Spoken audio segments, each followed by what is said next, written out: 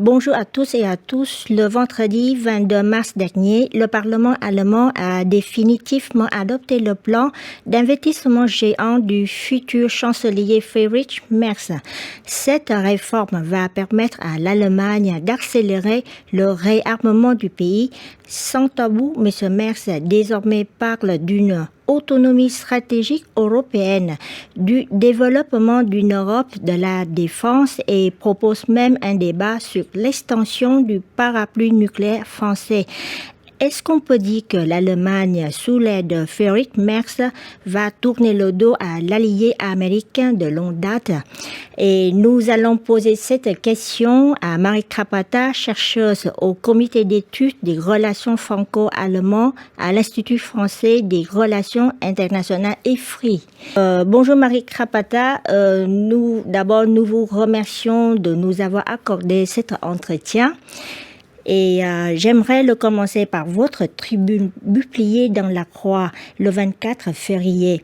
Vous avez rappelé que la politique du chancelier Olaf Scholz, marquée par Zeitenwende, c'est-à-dire changement d'époque, a obligé l'Allemagne à revoir ses fondamentaux, dont plus de dépenses pour la défense, la fin de décennies d'étroites relations avec Moscou et la sortie de ses dépendances.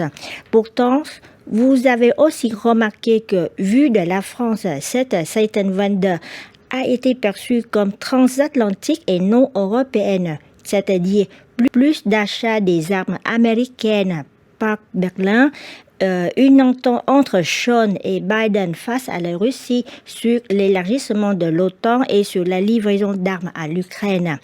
Comment expliquez-vous cette attitude très atlantiste jusqu'à maintenant des Allemands et quelle est la nature actuelle des relations germano-américaines ? Alors bonjour, alors effectivement, je pense que ce qui est important de comprendre, c'est que la République fédérale d'Allemagne, à l'issue de la Deuxième Guerre mondiale, s'est construite sur un lien transatlantique très fort, puisque en effet, on parle de Westbindung, c'est-à-dire de l'ancrage de l'Allemagne dans le camp occidental et aussi une appartenance aux institutions euro-atlantiques. Évidemment, l'OTAN joue un rôle très important et effectivement, les États-Unis sont le principal garant de sécurité de l'Allemagne à travers donc 37 000 soldats américains qui sont postés sur le sol allemand, mais aussi les États-Unis qui jouent un rôle important dans la dissuasion nucléaire. Donc ça, c'est vraiment, en quelques mots, pour donner les contours de cette relation transatlantique. Maintenant, il faut aussi prendre conscience du fait que depuis l'intronisation de Donald Trump à la tête de la Maison-Blanche, eh bien, on suit de très près en Allemagne les agissements des officiels américains, les prises de position. On peut donc effectivement mentionner le ministre de la Défense américain Pete Hegseth qui s'est rendu à Bruxelles par exemple et qui a dit que l'Europe ne pouvait plus uniquement se reposer sur les États-Unis comme garant de sécurité sur le plan conventionnel, par exemple. Et donc qu'il y avait un pivot asiatique qui a été engagé par les États-Unis et on s'intéresse désormais davantage à l'Indo-Pacifique qu'à l'Europe. D'autre part, on peut également mentionner la conférence de sécurité de Munich où J.D. Vance, le vice-président américain, a pris la parole en disant que effectivement vous avez des menaces en Europe, mais les principales menaces d'après lui ne sont pas la Russie, ne sont pas la Chine, mais elles proviennent de l'intérieur. Et donc il faisait mention de la liberté d'expression qui d'après lui est bridée en Europe.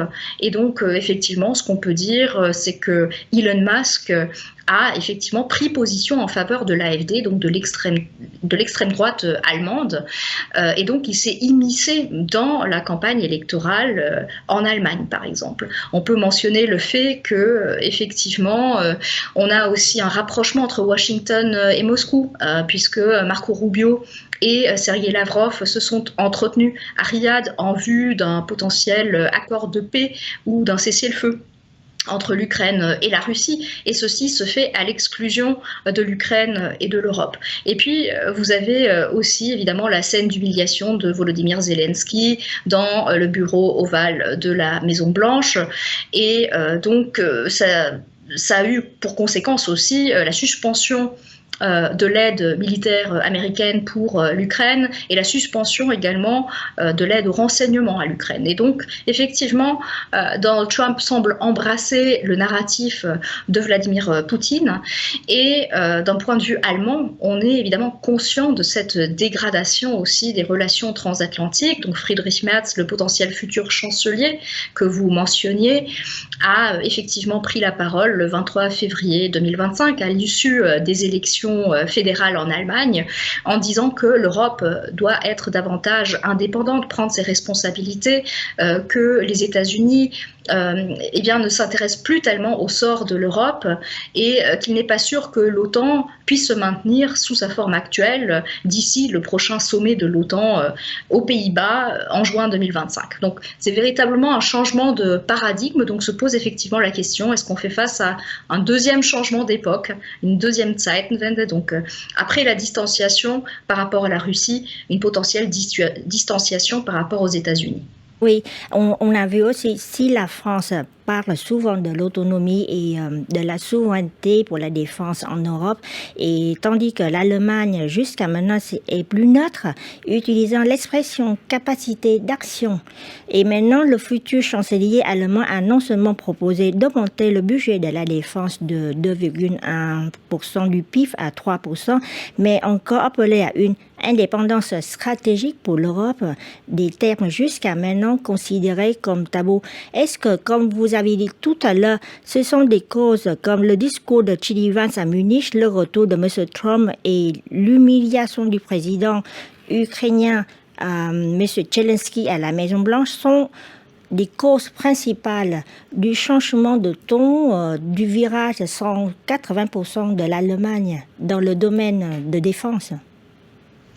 Oui, alors effectivement, ce qu'on peut dire, c'est que déjà lors de la première présidence de Donald Trump, on avait une dégradation des relations entre les États-Unis et l'Allemagne, puisque déjà à l'époque, Donald Trump considérait que l'Allemagne était un passager clandestin au sein de l'Alliance Atlantique et que l'Allemagne profitait finalement des États-Unis. Il mentionnait le fait qu'il y a un excédent commercial de l'Allemagne par rapport aux États-Unis. Donc on peut peut-être rappeler qu'en 2024, cet excédent commercial était de 63 milliards d'euros au profit de l'Allemagne par rapport aux États-Unis. Il avait également menacé de retirer les soldats américains du sol allemand. Il avait mis en place des droits de douane contre l'acier et l'aluminium européen. Il avait menacé de mettre en place des droits de douane contre l'industrie automobile européenne, ce qui aurait évidemment beaucoup touché l'industrie automobile allemande. Donc on a déjà cette expérience de la première présidence de Donald Trump. Et finalement, ce qui s'en est suivi, c'est 4 années de Joe Biden, qui finalement était une parenthèse, puisque Joe Biden était atlantiste. Et donc, finalement, les Allemands se sont beaucoup orientés par rapport aux États-Unis. Donc, on avait une parfaite entente entre Olaf Scholz et Joe Biden sur la guerre en Ukraine, sur donc les lignes rouges à ne pas franchir, sur le fait de ne pas devenir co-belligérant dans ce conflit, sur le fait de ne pas escalader ce conflit. On peut rappeler également que sur le plan de l'OTAN, c'est ce que vous mentionniez tout à l'heure, l'adhésion de l'Ukraine à l'OTAN, il y avait davantage de réticence de la part des États-Unis et de l'Allemagne à ce que cela devienne une réalité par rapport à l'engagement pris par la France, le Royaume-Uni, les États baltes et la Pologne, par exemple. Il y avait aussi le fait de livrer des armes qui était finalement le fruit d'une entente parfaite entre Olaf Scholz et Joe Biden, puisque la livraison de chars Léopard était conditionnée à la livraison de chars Abrams, la livraison de blindés Marder était liée à la livraison de blindés Bradley. Donc effectivement, il y a une parfaite entente entre Joe Biden et Olaf Scholz, et aujourd'hui se pose la question avec le retour de Donald Trump, comment l'Allemagne va devoir se repositionner, parce que évidemment Donald Trump est beaucoup moins atlantiste que ne l'était son prédécesseur. Oui, avec cette réforme, comme vous l'avez dit, et en contraste avec la première version de M. Olaf Scholz, est-ce qu'on peut attendre investissement massif de l'Allemagne en Europe en matière de défense? Et est-ce que Berlin pourrait se passer des F-35 américains au profit des Rafale français ou d'autres appareils européens comme par exemple le Gripen suédois? Et en proposant d'ouvrir le débat sur l'extension du parapluie nucléaire français, peut-on dire aussi que l'Allemagne est prête à réduire ou même renoncer à la protection américaine dans l'avenir, par exemple? Alors, je pense qu'on peut rappeler qu'il y a effectivement un sous-investissement dans les capacités militaires de l'Allemagne au cours des 30 dernières années. Et c'est ce qui a mené à la première Zeitenwende donc de Olaf Scholz, le fameux discours du 27 février 2022, 3 jours après le déclenchement de la guerre en Ukraine, où il s'est engagé pour que les dépenses en matière de défense de l'Allemagne soient portées à 2% du PIB allemand. Et ça, c'est une promesse tenue. Ensuite, il a effectivement aussi créé un fonds spécial de 100 milliards d'euros pour renforcer l'armée allemande. Alors aujourd'hui, malgré cela, on fait face à d'énormes besoins en Allemagne. Donc il y a un retard qu'il faut rattraper. Il y a des besoins effectivement en tanks, en munitions, en infanterie, en artillerie. Il y a aussi des besoins pour se préparer à la cyberguerre, des besoins pour se préparer à la guerre électronique. On a effectivement aussi le fait que, comme l'Allemagne a livré l'équivalent de 5,2 milliards d'équipements militaires à l'Ukraine, y compris des blindés Marder, mais également des systèmes antimissiles Iris-T, eh bien, c'est tous ces équipements qui manquent aujourd'hui au stock en Allemagne. Donc il y a de véritables besoins d'investissement et donc le plan de Friedrich Merz et du SPD, donc de faire en sorte que tous les investissements en matière de défense qui dépassent 1% du PIB soient exemptés de l'application du frein à la dette, donc de cette règle constitutionnelle qui prévoit qu'il ne doit pas y avoir de déficit structurel dépassant les 0,35% du PIB. Cela laisse à penser qu'il va y avoir effectivement beaucoup d'investissements en matière de sécurité et de défense. Et la question se pose de comment cet argent sera investi. Est-ce que ça profitera à la base industrielle de défense européenne? Est-ce qu'il y aura une préférence pour des armements européens? Et on sait que dans le passé, la France a beaucoup poussé pour le renforcement d'une base industrielle de défense européenne et une préférence européenne. Et dans le passé, l'Allemagne a beaucoup acheté d'armements américains, et vous avez mentionné le F-35, l'avion de combat américain. Donc après le déclenchement de la guerre en Ukraine, l'Allemagne a acheté 35 avions de combat F-35, et d'un point de vue français, ça a causé une certaine déception parce que l'Allemagne, la France et l'Espagne travaillent sur le SCAF, sur le système de combat aérien du futur, qui sur certains aspects est un équivalent au F-35. Mais l'argument de l'Allemagne est totalement légitime d'acheter des F-35 qui sont disponibles sur étagère, alors que le système de combat aérien du futur ne sera disponible qu'à partir de 2040 au plus tôt. Et évidemment, en termes de dissuasion nucléaire également, le F-35 est particulièrement important. Donc, aussi longtemps qu'il n'y aura pas d'accord sur le partage nucléaire entre la France et l'Allemagne, comme les accords de partage nucléaire entre l'Allemagne et les États-Unis, le SCAF et le Rafale ne seront pas en fait des alternatives équivalentes au F-35. Donc on ne peut pas se découpler aussi facilement des États-Unis. Donc il n'est pas souhaitable ni raisonnable effectivement de prendre ces distances à ce point par rapport aux États-Unis. Oui, c'est ce que vous avez remarqué dans vos notes sur le site IFRI. Vous dites que l'Allemagne est très dépendante des États-Unis dans 3 domaines: sécurité et défense, énergie et commerce. Est-ce que, selon vous, l'un de ces 3 facteurs pourrait empêcher M. Merz de se rapprocher de ses partenaires européens et surtout pour la relation franco-allemande? Alors, effectivement, la marge de manœuvre de l'Allemagne est en train de se réduire parce que l'Allemagne est devenue encore plus dépendante en matière de sécurité et de défense par rapport aux États-Unis depuis le début de la guerre en Ukraine, parce qu'il y a eu davantage d'achats d'équipements militaires américains. D'autre part, sur le plan énergétique, depuis le découplage par rapport à la Russie, eh bien, les États-Unis sont devenus incontournables pour la livraison de gaz naturel liquéfié. Et puis, en 2024, les États-Unis sont devenus le principal partenaire commercial de l'Allemagne en détrônant la Chine. Donc, c'est trois leviers sur lesquels les États-Unis peuvent appuyer pour accroître leur pression par rapport à l'Allemagne. Et donc effectivement, certainement que les États-Unis essaieront de vendre davantage d'armes à l'Allemagne, de vendre davantage de gaz naturel liquéfié.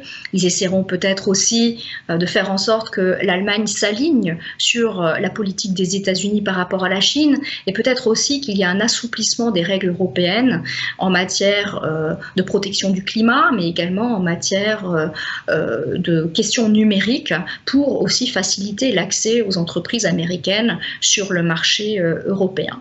Donc voilà en tout cas ce à quoi on peut s'attendre. Maintenant, effectivement, se pose la question, est-ce que l'Allemagne, dans ce contexte-là, va être tentée par faire cavalier seul, donc finalement à faire prévaloir ses propres intérêts allemands, à se replier sur elle, ou est-ce qu'elle va effectivement embrasser une vision européenne des choses? Je pense que au sein de l'Union européenne, il y a un certain nombre de points de divergence sur lesquels il faudrait travailler, ne serait-ce que sur le plan de la politique commerciale. On voit qu'il y a des points de divergence importants. Donc, vous l'avez mentionné, l'Allemagne souhaite réduire ses dépendances et réduire ses vulnérabilités. C'est un des enseignements qu'elle a tiré de la guerre en Ukraine et de sa surdépendance par rapport à l'énergie russe. Donc, elle souhaite réduire sa dépendance par rapport à la Chine, notamment, puisque en termes d'approvisionnement de minerais critiques et de terres rares, la Chine est indispensable à l'Allemagne aujourd'hui, mais c'est également un important débouché pour l'industrie automobile et pour l'industrie chimique allemande. Donc effectivement, l'Allemagne pousse pour qu'il y ait des accords commerciaux au sein de l'Union européenne avec d'autres partenaires dans le monde pour diversifier ses sources d'approvisionnement et ses débouchés. Et là-dessus, on sait qu'il y a un certain nombre d'États en Europe, et notamment la France, qui ont le pied sur le frein, parce qu'ils craignent également pour la compétitivité des acteurs français. Donc là-dessus, il faudrait sans doute trouver un accord, de la même manière que l'Allemagne, en matière d'instruments de défense commerciale, eh bien, jusqu'à présent, a été très timide. Et là-dessus, on peut donner l'exemple des constructeurs de véhicules électriques chinois, par exemple. Donc, l'Union européenne a décidé de mettre en place des droits de douane contre les constructeurs de véhicules électriques chinois qui avaient bénéficié de subventions et d'aides d'État de la part de la Chine, ce qui fausse la concurrence au détriment des acteurs européens. Et là-dessus, l'Allemagne a voté contre la mise en place de ces droits de douane, car elle craint des mesures de rétorsion de la part de la Chine, dont elle est évidemment très dépendante. Donc là-dessus aussi, je pense qu'il faudrait travailler sur davantage d'accords en européen pour trouver une balance entre à la fois une ouverture sur le plan du commerce, mais aussi une fermeté et une protection contre les pratiques déloyales de la part d'acteurs tiers. Donc ça, je pense que ce sont des aspects très importants qu'il faut avoir en tête dans cette idée de créer davantage de convergence européenne pour réduire les dépendances de l'Allemagne et réduire les dépendances de l'Europe que cette guerre en Ukraine a mis en exergue, et c'est également mis en exergue à travers la dégradation des relations entre les États-Unis et l'Europe. Bon, un grand merci à vous pour toutes ces explications.